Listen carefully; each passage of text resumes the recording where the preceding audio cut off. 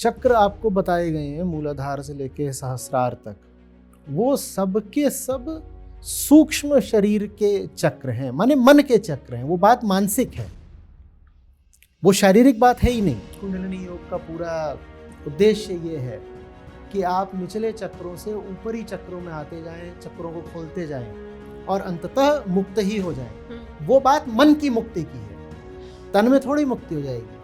लोग सोचते हैं कि यहाँ कुछ होने लग गया, यहाँ कुछ होने लग गया, और उनके हृदय चक्र खुल रहा है, दिल में कुछ हो रहा है, कंठ में कुछ होने लग गया है। तो ऐसे नहीं, हृदय चक्र, कंठ चक्र, इसका मतलब मस्तक में कुछ होने लग गया, अब यहाँ पे है कुछ खुल रहा, तीसरी आँख खुल रही, आगे चक्र खुल, वो सब नहीं है। वो बेकार की बातें हैं, उनसे कुछ नहीं है। मत जाइए अनुभवों पर और मत बहुत महत्व दीजिए व्यक्तित्व को। पूरा अध्यात्म यही समझाने के लिए है कि व्यक्तित्व धोखा है, फंसोगे। जो दिखता है वो झूठ होता है, और अनुभवों से बड़ा झूठ कोई नहीं होता है। भावनाओं को सत्य मत मान लेना। पर लोग कहते हैं but I felt the aura. भाई इसीलिए झूठ है क्योंकि तुमने फील किया, तुम्हारी फीलिंग सारी झूठ है। नमस्कार, स्पीकिंग ट्री पर आप सभी का स्वागत है। मैं हूं आपके साथ हिला गोस्वामी और आप देख रहे हैं सीकिंग विद आचार्य प्रशांत। और हमारे साथ इस वक्त मौजूद हैं आचार्य प्रशांत जी। बहुत बहुत स्वागत है सर। सर, आज की जो जिज्ञासा है वो बड़ी खास है क्योंकि बहुत सारे इस जिज्ञासा से जुड़े हुए सवाल आए हैं। जिज्ञासा ये है कि शरीर के अंदर क्या वाकई 7 चक्र पाए जाते हैं, जिनका हम कई किताबों में, कई लोगों से, कई बड़े स्कॉलर से भी सुनते आए हैं। क्या वो वाकई में शरीर के अंदर हैं? ये सवाल मैं भी खुद करना चाहती हूँ, वो इसलिए क्योंकि मैं एक साइंस स्टूडेंट रह चुकी हूँ और हमने बॉडी को डायसेक्ट करना सब कुछ सीखा। तो वहाँ पर जब हम देखते हैं तो सारे अंग मिलते हैं, लेकिन चक्रों का कॉन्सेप्ट कहीं ना कहीं प्राणा से जुड़ा हुआ है। और जहाँ प्राण की बात आती है, जहाँ एनर्जी की बात आती है, वो डेफिनेटली लोग अध्यात्म से जोड़ देते हैं। तो आपसे मेरा सवाल इसलिए है ये। नाड़ी विज्ञान की, तंत्र की जो पुस्तकें हैं वो खुद ही नहीं कहती कि ये जो आपका शरीर है हाड़ मांस का, इसमें कहीं पर नाड़ियां या चक्र पाए जाएंगे। ये तो एक बस ऐसे ही एक जनश्रुति बन गई है, लोगों में प्रचलित एक व्यर्थ की मान्यता है कि चक्र जो है वो स्थूल शरीर में कहीं पाए जाते हैं। देखिए, जो पूरी बात है उसका आधार ये है कि तन होता है और मन होता है। जी जी बिल्कुल। तन होता है और मन होता है। तन को कहते हैं स्थूल शरीर और मन को कहते हैं सूक्ष्म शरीर। तो तंत्र हुआ, कुंडलिनी योग हो गया, या तंत्रों से संबंधित कुछ बाद के उपनिषद भी हैं, उनमें सब में जो बात करी गई है वो बात करी गई है मन की, माने सूक्ष्म शरीर की। और कहा गया है कि ये जो बाहरी शरीर है इसके पास होता है द्रव्य, पदार्थ, और जो भीतरी शरीर है उसके पास होती है ऊर्जा। बिल्कुल ठीक है। इसीलिए जब वो भीतरी शरीर निष्क्रिय हो जाता है तो इतना भारी पड़ा रहता है पदार्थ, वो भी निष्क्रिय पड़ा रहता है। ठीक है ना। तो जो चक्र आपको बताए गए हैं मूलाधार से लेके सहस्रार तक, वो सब के सब सूक्ष्म शरीर के चक्र हैं, माने मन के चक्र हैं। वो बात मानसिक है, वो शारीरिक बात है ही नहीं। पर वो है। देखिए, क्या आपको कहा जाता है? आपको कहा जाता है कि आपके पास मूलाधार चक्र है, आप जब पालथी मार के बैठ जाती हैं तो जो शरीर का सबसे निचला हिस्सा होता है वहां पर कह दिया जाता है यहाँ मूलाधार है। फिर आप ऊपर बढ़ते हैं, कहते हैं स्वाधिष्ठान है। फिर आप और ऊपर बढ़ते हैं, फिर अंत में आज्ञा चक्र और अंत में सहस्रार आ जाता है। ऐसे तो ये आपको क्या बताया जा रहा है? वो जिसमें ये सब चक्र हैं और जिसमें ये ऊर्ध्वगमन हो रहा है वो मन है, शरीर में नहीं होना है। जो 3 प्रमुख नाड़ियां हैं वो तीनों नाड़ियां क्या आपको अपनी रीढ़ में मिल जाएंगी? नहीं मिलेंगी। आप खोज लीजिए कितना भी, क्योंकि वहां है ही नहीं। वो आपको बताया गया है कि आपको ऊपर उठना है ऐसे, और जो आखिरी जगह है आपको अंततः उसको भी पार कर जाना है। अपने ही आपको खोपड़े को फोड़ करके ब्रह्मरंध्र से मुक्त हो जाना है, बाहर निकल जाना है। तो वो बात प्रतीकात्मक है। मन को ही दिखाया गया है एक मनुष्य के शरीर के रूप में। वो जो आप चित्र देखते हो ना, जिसमें कि कभी चक्र दिखाते हैं या कि पुष्प दिखा देते हैं, 2 तरीकों से इंगित करते हैं। वो मनुष्य के शरीर का चित्र नहीं है भाई, वो मनुष्य के मन का चित्र है। बस इतना समझ लीजिए तो सारी दिक्कत दूर हो जाएगी। अब मन का कोई आकार नहीं होता, लेकिन आदमी को समझाने के लिए उसको शरीर के आकार का दिखा देते हैं। मन का नहीं कोई आकार होता, सारे आकार मन में होते हैं, पर मन का कोई आकार नहीं होता। या ऐसे कह सकते हैं कि मन जिस विषय को सोच रहा होता है उसी का आकार ले लेता है। तो मन अगर शरीर के बारे में सोच रहा है तो मन का आकार शरीर का हो गया। मन को भृंगी कीट जैसा कहा गया है शास्त्रों में, कि वो जिस चीज को देख रहा होता है वैसे ही हो जाता है। मिथिकल कीट है, पर बताने के लिए कि जिस चीज को देख रहा होता है वैसा हो जाता है। जैसे पानी होता है ना, जिस चीज के अंदर डाल दीजिए उसी का आकार ले लेता है। तो मन भी वैसा है, जिस चीज को देख रहा होता है वैसे ही हो जाता है। बिल्कुल मन अपने विषय से इतना तादात्म्य कर लेता है कि वो विषय ही बन जाता है। तो मन जब शरीर के बारे में सोच रहा है तो मन शरीर जैसा हो गया ना। तो इसीलिए आपको कुंडलिनी में मन दिखाया जाता है शरीर के आकार में। लोग सोचते हैं कि वो शरीर दिखाया जा रहा है, वो शरीर नहीं दिखाया जा रहा, वो मन दिखाया जा रहा है। और जो आपसे कहा जाता है कि कुंडलिनी योग का पूरा उद्देश्य ये है कि आप निचले चक्रों से ऊपरी चक्रों में आते जाएं, चक्रों को खोलते जाएं और अंततः मुक्त ही हो जाएं।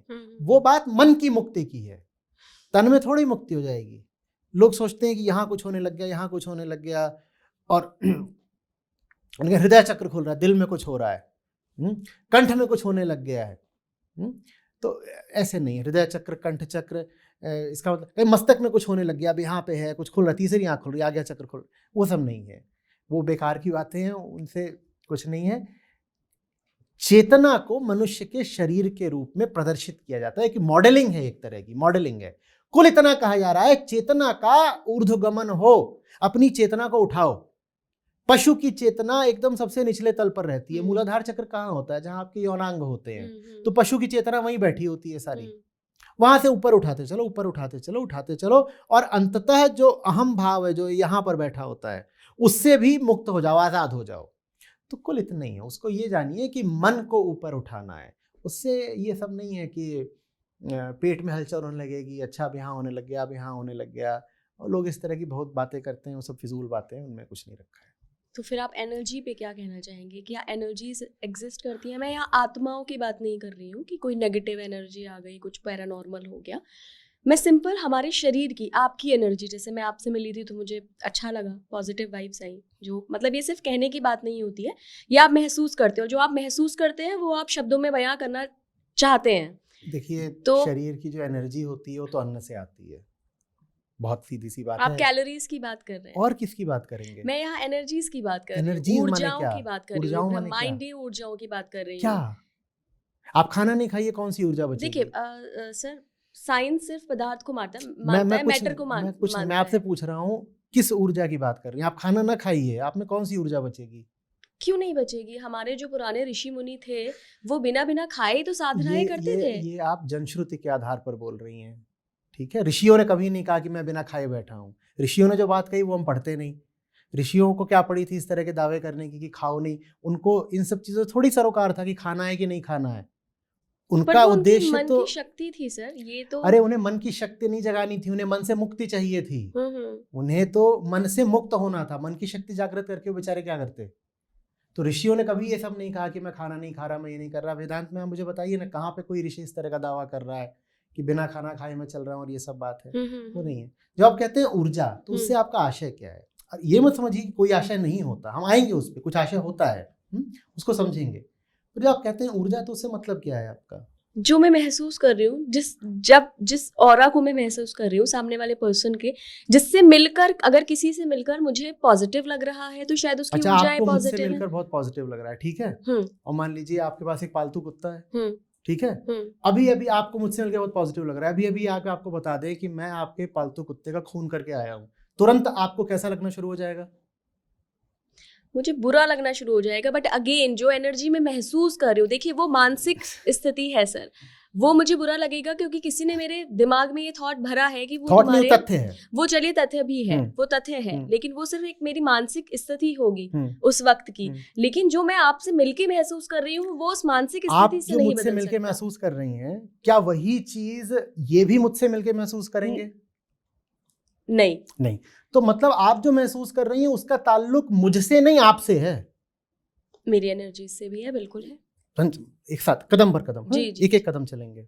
मैं आया, मैं किसी कमरे में प्रवेश करता हूं, वहां 5 लोग बैठे हैं, पांचों को मुझे देख करके अलग अलग अनुभव होंगे।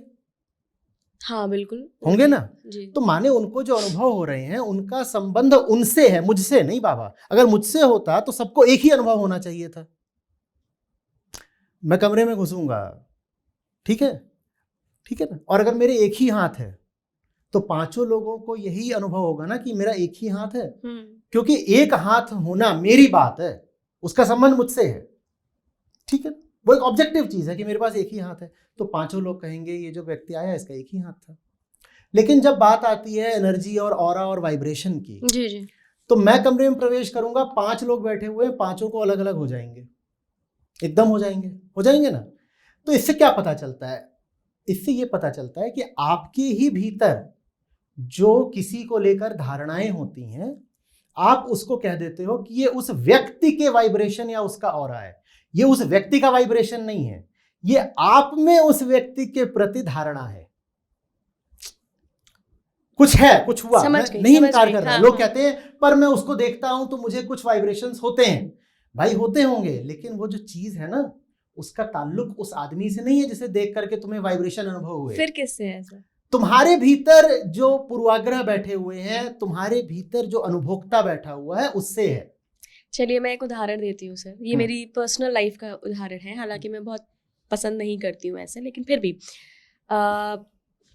कोई है, मेरे जो हस्बैंड हैं, मेरे लिए एक हस्बैंड की परिभाषा बहुत अलग थी, लेकिन जब मैं उनसे मिली तो वो बिल्कुल उस परिभाषा पे खरे नहीं उतरते हैं। लेकिन आई डोंट नो, कुछ एक एनर्जी है जो मुझे लगता है बहुत सारे दर्शक भी महसूस करते होंगे, जिनके साथ भी वो रह रहे होंगे, चाहे माँ बाप हों, चाहे दोस्त हो, चाहे पति हो, पत्नी हो, तो वो एनर्जी में महसूस करती है। और उसका ताल्लुक मेरे पूर्वाग्रह से नहीं है, क्योंकि मैंने तो एक चेकलिस्ट बनाई हुई थी ना जी कि ऐसा पति चाहिए। अच्छा एक बात बताइए, आप अगर स्त्री ना होती, पुरुष होती, तो भी क्या आप वही अनुभव करती जो अपने पति को देख कर अभी करती हैं?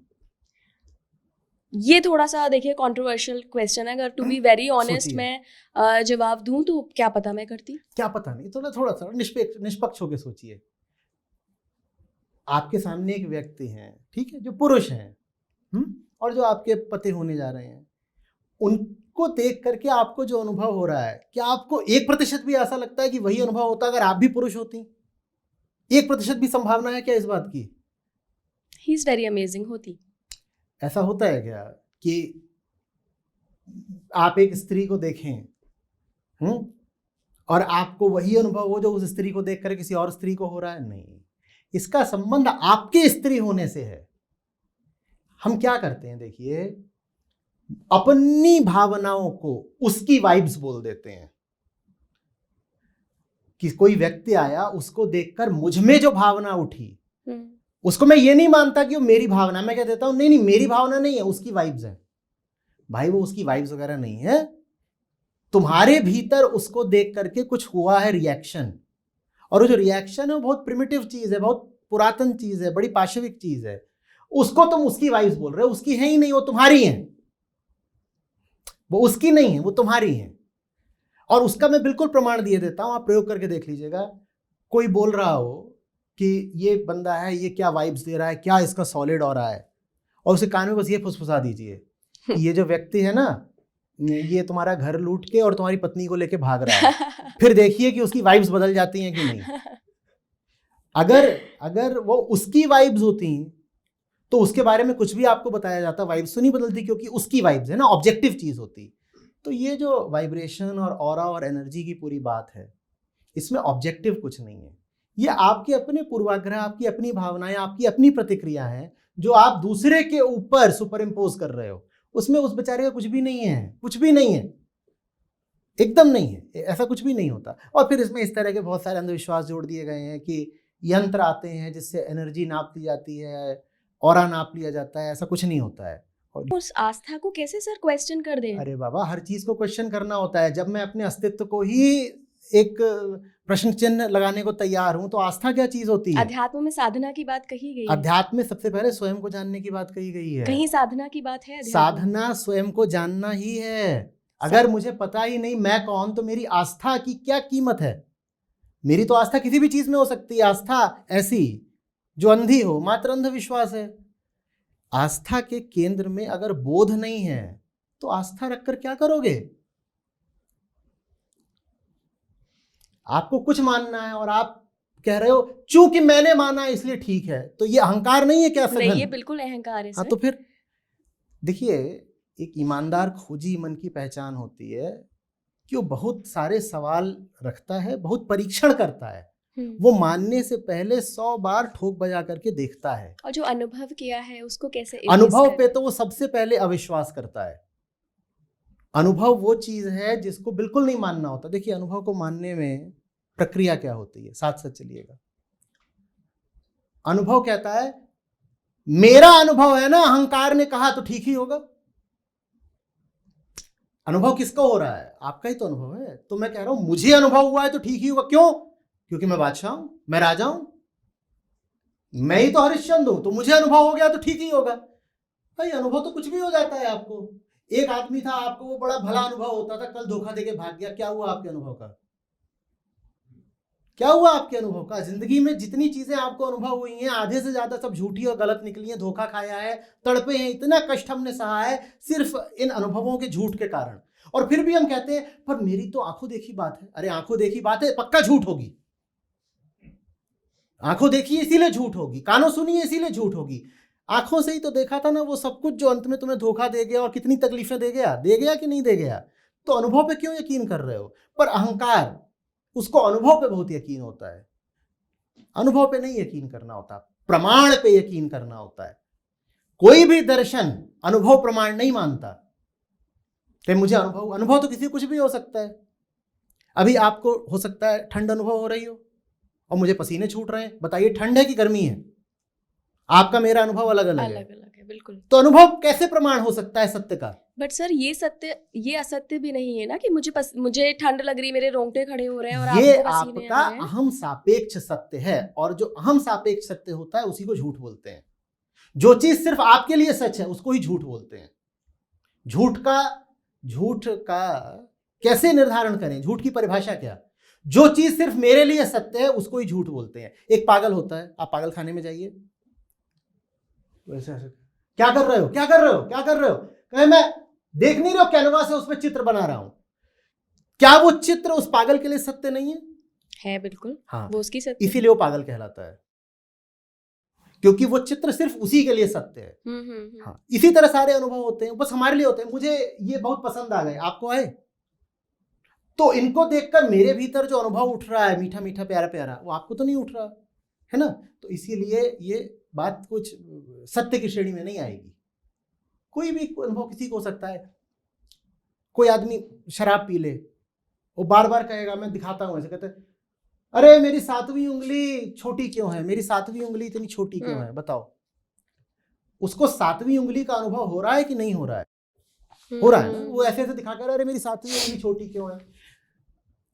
अनुभव तो कुछ भी हो सकता है। अनुभव तो आपकी मनोदशा, माने जो अनुभोक्ता भीतर बैठा है, जो एक्सपीरियंसर भीतर बैठा, उस पर निर्भर करता है ना। तो लेकिन हम ये मानते नहीं है। हमको लगता है कि ट्रुथ ऑब्जेक्टिव है। तो मुझे ये वैसी सी बात है, कोई व्यक्ति भीतर आता है और बहुत गोरे लोगों से मुझे नफरत है किसी वजह से। क्यों? क्योंकि बचपन में ऐसा हुआ था कि एक बहुत गोरा आदमी मुझे 2 थप्पड़ मार के भाग गया था। तो अब मैं बहुत गोरे लोगों को देखता हूं तो मुझे चिढ़ छूटती है। तो एक गोरा आदमी भीतर आता है, मैं कहता हूँ नेगेटिव वाइब्स आ रही हैं, और आत्मज्ञान मुझे है नहीं, तो मैं ये जान भी नहीं पाता कि उस गोरे आदमी को देख के मुझे नेगेटिव वाइब्स इसलिए आ रही हैं क्योंकि अतीत में एक गोरे आदमी के साथ मेरा एक गड़बड़ रिश्ता रहा है, सबकॉन्शियस माइंड में वो हाँ जी, बैठा हुआ तो मैं बोलूंगा वो बंदा नेगेटिव वाइब्स भेज रहा है। भाई वो बंदा ना पॉजिटिव वाइब्स भेज रहा है, नेगेटिव भेज रहा है, ना पॉजिटिव एनर्जी कुछ होता है, ना नेगेटिव एनर्जी कुछ होता है, ना पॉजिटिव वाइब कुछ होता है, ना नेगेटिव वाइब कुछ होता है। उसको देख करके तुमको अपना अतीत सबकॉन्शियसली याद आ रहा है, तो तुम कह रहे हो वो नेगेटिव वाइब भेज रहा है। वो नेगेटिव नहीं भेज रहा है। वही बंदा अपने बच्चे के सामने आता है तो बच्चा क्या बोलता है? I love you daddy, I love you daddy. Daddy कितने पॉजिटिव है, डैडी तो पॉजिटिव वाइब्स देते हैं। तो ये कोई ऑब्जेक्टिव चीज नहीं है, ये बहुत सब्जेक्टिव चीज है। आपको जो पसंद आ गया किसी वजह से, वो आपको पॉजिटिव लगने लगता है, और किस वजह से पसंद आ रहा है ये आप भी नहीं जानते। सारी गड़बड़ यहाँ हो जाती है। आपको नहीं पता होता कि कोई आपको क्यों पसंद आ गया। पता होता है क्या? ये जो लव एट फर्स्ट साइट वगैरह होता है आमतौर पर किसी को पता होता है किसी को कोई क्यों भाग गया, पर भाग जाता है। हालांकि भाग जाने के पीछे बहुत ठोस कारण होते हैं, पर हम अज्ञानी लोग हैं, हम अपने मन को नहीं जानते, तो हमें नहीं पता कि मुझे कोई क्यों पसंद आ गया।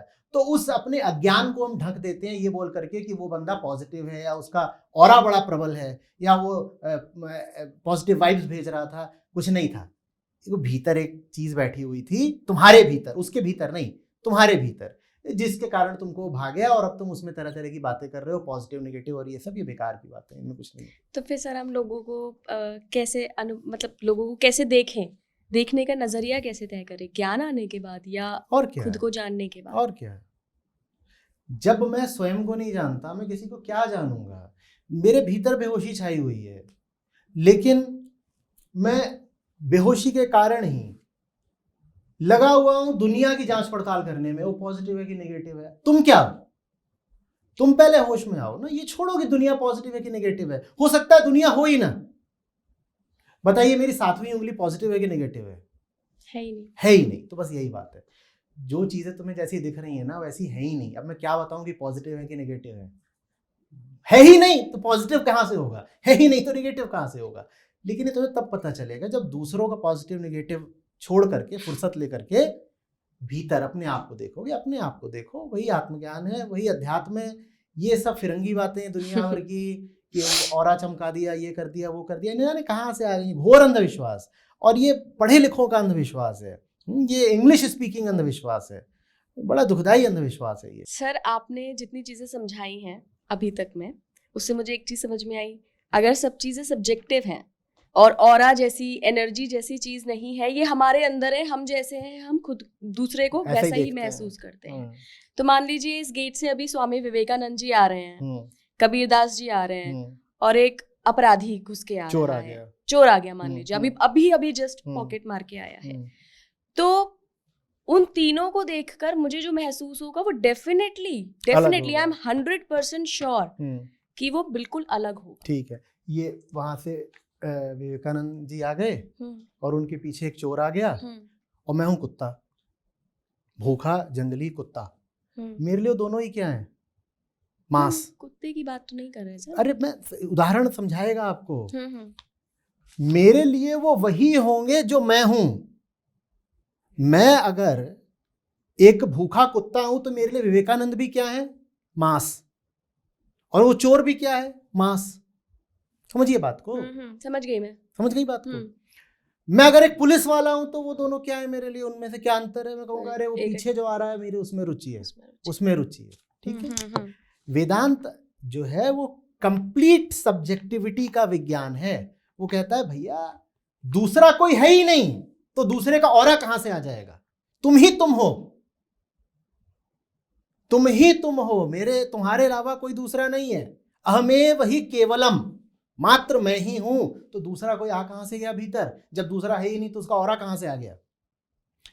तो जैसा मैं होता हूं मैं अपने अनुसार ही जगत को प्रक्षेपित कर लेता हूं और पूरे एक दृश्य प्रपंच का निर्माण कर लेता हूं, मैं जो होता हूं। समझ रही हैं?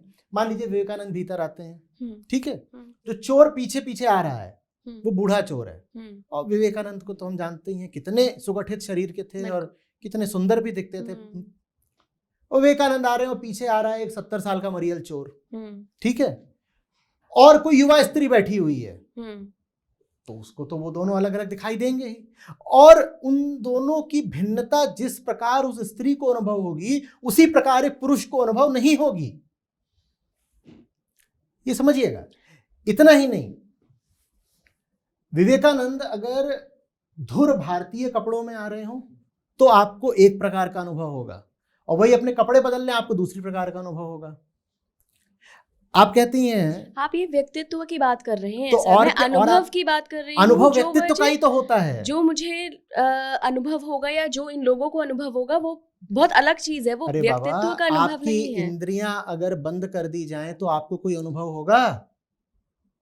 नहीं, इंद्रियों और से इंद्रियां व्यक्तित्व को ही तो देखती हैं, तो यानी अनुभव इंद्रियों से होता है, इंद्रियां व्यक्तित्व को देखती हैं, माने सारे अनुभव व्यक्तित्व के ही तो होते हैं। बट अगर आप चोर को भी बहुत हैंडसम बना के लाएंगे हाँ। और विवेकानंद को बहुत नॉर्मल लेके हाँ। आएंगे, तब भी मुझे एहसास हो जाएगा कि ये नहीं चोर है, होता, क्योंकि नहीं विवेकानंद के होता। पास जितना ज्ञान और जो नहीं होता है, बिल्कुल नहीं होता है। फिर गौतम बुद्ध के पास जब अंगुली मार गया था, ये 8वीं कक्षा में पढ़ी थी मैंने तो गौतम कहानी, बुद्ध से उन्होंने तो- बात करी थी, जी तो बात वो की जो ना, बात थी उसका प्रभाव हुआ है, व्यक्तित्व का नहीं प्रभाव हो गया। तो बात ही तो उनका व्यक्तित्व है। अरे भैया, आप जब एनर्जी ऑरा बोलते हो उसमें संवाद की बात होती है क्या? नहीं, आप तो कहते हो नहीं ऑरा चल रहा है। किसी से आप बात करें और उस बात के कारण आपका मन बोध में चला जाए, वो एक चीज है। और आपने किसी को देखा और कहा वाह क्या ऑरा है, क्या वाइब्रेशन है, ये बिल्कुल दूसरी बात है। ये बिल्कुल दूसरी बात है। आप एक गाड़ी चलाएं और गाड़ी को चला के परख के आप कहते गाड़ी अच्छी है, वो एक बात है। और दूर से गाड़ी को देखें कहीं वाह वाह वाह क्या रूप रंग यौवन है, वो बिल्कुल दूसरी बात है। तो विवेकानंद आके आपसे बात करें और बात करके आप में बोध जागृत कर दें, फिर आप कहें कि मैं इस आदमी को नमन करती हूं, वो एक बात है। और आप दूर से ही देख कर कहें कि वो प्रभावशाली चला रहा है, इसका नतीजा पता है क्या होता है? इसका नतीजा ये होता है कि 100 तरह के फर्जी विवेकानंद पैदा हो जाते हैं, क्योंकि हम व्यक्तित्व पर मरने वाले लोग हैं और व्यक्तित्व को ही हम वाइब्रेशन और ऑरा ये सब बता देते हैं। तो जैसे विवेकानंद दिखते थे वैसे ही 100 लोग और पैदा हो गए उनकी जैसे दिखने वाले। ऋषि जिस तरह दिखते थे 100 और लोगों ने ऋषियों जैसा रूप धारण कर लिया, और आप जिसको देखते हो उसका क्या ऑरा है, क्या वाइब्रेशन है, क्या ऑरा, क्या वाइब्रेशन है। समझिए बात को। आपकी इंद्रियों का खेल है। हमें बता दिया गया है कि फलाना व्यक्ति जो इस तरह से दिखे वो अच्छा ही आदमी है। उदाहरण के लिए कोई आपको इतनी लंबी दाढ़ी वाला मिल जाए ना जी। और उसने धुर पुराने तरीके के कपड़े धारण कर रखे हों, ठीक है, आपको वो ऋषि लगने ही लगेगा। लंबे उसने बाल कर रखे हो, पीछे तक एकदम जाते हो, यहां तक उसके केश आते हो, ये दाढ़ी हो, वो भी सफेद दाढ़ी हो बिल्कुल, कपड़े भी उसने पुराने तरह के धारण कर रखे हो, आपको उसमें से सब वाइब्रेशन और सब आना शुरू हो जाएगा। क्यों? क्योंकि आपके मन ने पहले ही एक छवि तैयार कर रखी है कि ऐसा आदमी अच्छा और सम्माननीय होता है। हम छवियों पर चल रहे हैं, और छवि कहाँ है? हमारे भीतर है। तो पूरा जो खेल है वो सब्जेक्टिव है, उसका संबंध सामने वाले दृश्य से नहीं है, इधर भीतर बैठे दृष्टा से है। मत जाइए अनुभवों पर, और मत बहुत महत्व दीजिए व्यक्तित्व को। पूरा अध्यात्म यही समझाने के लिए है कि व्यक्तित्व धोखा है, फंसोगे। जो दिखता है वो झूठ होता है, और अनुभवों से बड़ा झूठ कोई नहीं होता है। भावनाओं को सत्य मत मान लेना। पर लोग कहते हैं but I felt the aura. भाई इसीलिए झूठ है क्योंकि तुमने फील किया, तुम्हारी फीलिंग सारी झूठ है। भावना और अनुभव से बड़ा झूठ कोई होता है क्या? लेकिन ये बात अहंकार को इतनी ज्यादा कष्टप्रद लगती है। अरे मेरी भावनाओं को झूठ बोल दिया, मेरी सुकोमल मधुर भावनाएं। अरे भैया माफ कर दो, तुम्हें चोट लग रही है तो, लेकिन भावनाओं से बड़ा झूठ कोई होता है क्या? और आपको पता भी नहीं कि वो आपकी भावनाएं होती ही नहीं है, वो सब पराई भावनाएं हैं। वो प्रकृति ने आपके भीतर तरह तरह के वायर लगा रखे हैं और केमिकल्स का सीक्रेशन चल रहा है, वहां से वो भावनाएं उठ रही हैं, आपकी हैं भी नहीं। पर हम पहली बात तो उनको अपना मानते हैं, और दूसरी बात उनको सत्य मानते हैं। न वो आपकी हैं न वो सत्य हैं। किसी का कुछ भी आपको अनुभव हो रहा हो तत्काल सतर्क हो जाइए, कहिए गड़बड़ है। अनुभव की बात है अभी ये। लेकिन क्या हो गया है ना, आम संस्कृति में अनुभव को बड़ा महत्व दे दिया गया है। इसीलिए हम बूढ़े लोगों को बहुत गलत वजह से सम्मान देने लग जाते हैं। हम कहते हैं इनके पास अनुभव है। महत्व बोध का है, अनुभव का नहीं। महत्व बोध का। अभी हम जिनका नाम ले रहे हैं स्वामी विवेकानंद जी, ठीक है, अनुभव के मामले में तो बहुत लोगों से बहुत पीछे थे। बोध था, 40 के होने से पहले तो विदा हो गए, पर बोध था ना। तो सम्मान बोध का है, अनुभव का नहीं। अपने भी अनुभव को कभी बहुत महत्व मत दे देना। बिल्कुल बिल्कुल। वो पता है यहां तक तय करा जा सकता है, जब बच्चा 10-12 साल का हो, लगभग 80-90% एक्यूरेसी के साथ बताया जा सकता है कि इसको किस आकार की, किस चेहरे की लड़की पसंद आएगी। क्या बात कर, बिल्कुल। और लेकिन जब वो लड़की उसके सामने आएगी तो कहेगा आकर्षण उस लड़की में है। नहीं, तुम पहले से ही उस आकर्षण को अपने भीतर लेकर बैठे थे 10 साल से। तो ये तुम्हारी बात है, उसकी नहीं। उसमें कोई वाइब्स, कोई ऑरा नहीं है। जब तुम छोटे थे तभी निर्धारित हो गया था कि तुमको कैसा स्त्री या कैसा पुरुष पसंद आएगा, और ये चीज निर्धारित कर देती है तुम्हारी जेनेटिक कंडीशनिंग। ये बात तुम्हारी प्रोग्रामिंग की है, ये बात तुम्हारे शरीर और तुम्हारे समाज की है। ये बात तुम्हारे शरीर, तुम्हारे समाज की है। लेकिन सर आप अनुभवों को खारिज कर रहे हैं। मैं अनुभोक्ता को, एक्सपीरियंसर को खारिज कर रहा हूं। हाँ, आप अनुभोक्ता को खारिज कर रहे हैं।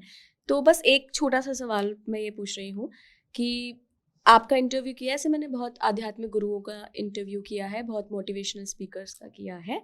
नहीं बताते हैं वो कुछ, नहीं बात करते हैं, सिर्फ आके बैठते हैं और मुझे महसूस हो जाता है कि वो व्यक्ति क्या एनर्जी दे रहा है। मैं कोई दावा नहीं कर रही हूँ, जैसे मुझे आप जब आके बैठे तो एक बहुत अलग तरीके का महसूस हुआ। मैंने उसके पहले कोई ऐसा रिसर्च नहीं किया था आपके ऊपर। ऐसे ही कोई और आके बैठा तो मुझे महसूस हो गया कि ये व्यक्ति अहंकार से बहुत लिप्त है।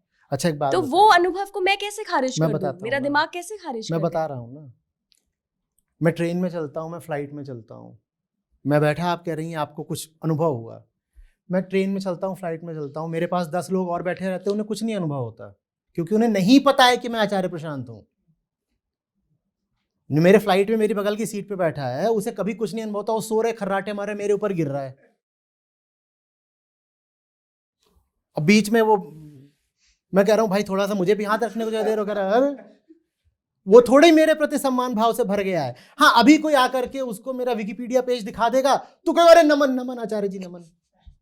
तो ये कहाँ से आया सारा सम्मान भाव? फिर वो ये भी कह देगा क्या वाइब्रेशन है, क्या हो रहा है, अभी तक तुझे पता नहीं था मैं आचार्य प्रशांत हूँ, तो कहाँ से? तब कोई नहीं था वाइब्रेशन, अब वाइब्रेशन आ गया। ऐसा कभी नहीं हुआ कि किसी को पता ना हो लेकिन फिर भी उसको आपसे अच्छी वाइब आई? मैं रूप वगैरह बदल करके ना किसी दिन आपके स्टूडियो आता हूँ, फिर देखता हूँ कि आपको वाइब आती है कि नहीं आती है। ये मतलब सारा आप ये कह रहे हैं कि है, आपके पद प्रतिष्ठा सम्मान की वजह से और क्या, और क्या, और क्या है? ये बात दिल तोड़ देगी बिल्कुल, बड़ा बुरा लगता है कि ये सारी वाइब इसी चीज का खेल है। और क्या, पद प्रतिष्ठा सम्मान, ये किताबें आपने रख दी हैं कि 100 किताबें छाप दी आचार्य जी ने, यूट्यूब पर आप इसको प्रकाशित करोगे, यूट्यूब पे उनके मिलियन में इतने फॉलोअर हो गए हैं, ये है, यही तो है। और क्या है? ये सब हटा दीजिए तो कौन सा वाइब्रेशन बचना है? और जिनको ना पता हो ये सब, उनके लिए भी कोई वाइब्रेशन नहीं, कुछ नहीं। आइए अभी टहलने चलते हैं बाजार में, देखिए वहां किसी को भी कुछ लगता है मुझे कि ये आदमी विचित्र, मुझे जानता ना हो पर कहे ये आदमी खास है, इसमें कुछ लग रहा है, कुछ नहीं। और अगर मान लीजिए 100 में कोई ऐसा मिल भी गया जो कहता है कि इस आदमी मुझे कुछ खास लग रहा है, जानती हूँ क्यों कहेगा कि इस आदमी में खास लग रहा है? कुछ नहीं, वो देखेगा कि ये दाढ़ी है, एक तरह की उन्नत भाल है, मस्तक है, और लोग यही कहते हैं ना क्या तेज है। तेज माने क्या होता है? कुछ नहीं। तेज माने क्या होता है? तेल लगा हुआ है, तेज क्या है? चमक रहा है, क्या माथा चमक रहा है? भाई तेल लगा हुआ है, रिफ्लेक्टर है, शाइन मार रहा है, वो औरा थोड़ी ही है। समझ रहे हैं? प्रयोग कर लीजिए ना। हम और आप चलते हैं, बाजार चलते हैं, और देखिए कि कोई मुझे देख करके, ऐसी जगह चलते हैं जहां कोई मुझे जानता ना हो, ठीक है, फिर देखिए कि वहां कोई कहता है क्या कि इनका क्या तेज है, क्या वाइब्रेशन है, क्या इनका प्रभाव क्षेत्र है, क्या फील्ड है? कोई नहीं कहेगा। तो मतलब हमारा जो ऑरा या एनर्जी, जिसको भी हम जिस रूप में भी मानते हैं, वो हमारा व्यक्तित्व होता है। वो हमारी एक सब्जेक्टिव फीलिंग है जो हमें आ रही है, जो हमें उसमें नहीं है, हमें आ रही है। और हमें आ रही है इसीलिए उसको बहुत महत्व नहीं दिया जा सकता। बिल्कुल ठीक उसी तरह कि आधा ग्लास भरा है या आधा ग्लास खाली नहीं, है। वैसे नहीं है ये। नहीं, वैसे ये भी वैसे नहीं है। ये मैंने पिछली बार भी दिया था, ये उदाहरण कहीं फिट नहीं बैठता। ये कहीं भी नहीं फिट होगा। बट क्यों? ये तो सब्जेक्टिव ही है। आधा अधूरे की बात नहीं है ना। जो एक्सपीरियंसर है उसको ईगो बोलते हैं, अहम। वो जो अहम है, आधा भी उसी के लिए होता है, पूरा भी उसी के लिए होता है। तो आधे पूरे में विरोध नहीं है अहम के तल पर, आधा और पूरा दोनों अहम के लिए ही है। हमें अहम को ही खारिज करना है, पूरा अध्यात्म होता है उसी अहम को खारिज करने के लिए या उसकी पूर्णता तक लाने के लिए। बड़ी मुश्किल है लेकिन अहम को खारिज करना। हो जाता है, बातचीत करते रहेंगे, होगा धीरे धीरे। चलिए सर, बहुत बहुत धन्यवाद। मुझे लगता है कि काफ़ी सारे दर्शकों को ये समझ में आया होगा कि व्यक्तित्व के पीछे भागने से कुछ नहीं मिलेगा, बोध के पीछे भागो, ज्ञान के पीछे भागो। आप जुड़े रहिए स्पीकिंग ट्री के साथ। अगले एपिसोड में फिर मुलाकात करवाएंगे आचार्य प्रशांत से आपकी। नमस्कार।